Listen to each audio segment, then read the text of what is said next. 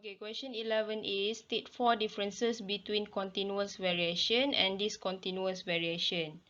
Okay, so from the table, first for continuous variation, for example, for continuous variation is the height or weight, where it have no distinct categories, while the discontinuous variation, for example, the blood group, which have distinct categories. Okay, and then continuous variation, it is usually quantitative, while discontinuous variation is qualitative. And then number 3, continuous variation, it is controlled by a lot of genes, while discontinuous variation, it is controlled by few genes and it able to modify by environmental conditions. But as for continuous variation, it is not able to be modified by any environmental changes. Okay, and then B, diagram 11 shows two effects of gene mutation.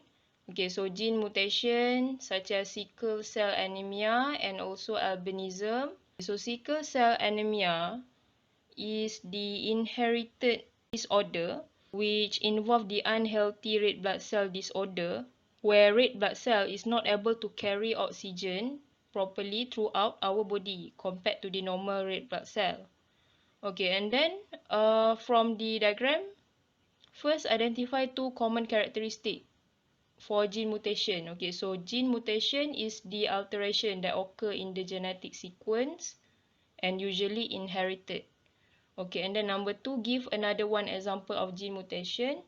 So here you may write down, for example, the color blindness, which is the mutation that occur at X chromosome, and it is a sex-linked disease that mostly affect male. And then you may also write hemophilia, where it is a type of genetic disorder which causing blood to be not able to clot properly. Okay, and then give one example of chromosome mutation and state one of its characteristics.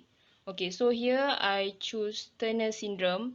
So Turner syndrome is the syndrome that affects only female, where it missing one X chromosome. So in total, the individual with Turner syndrome having 45 chromosome.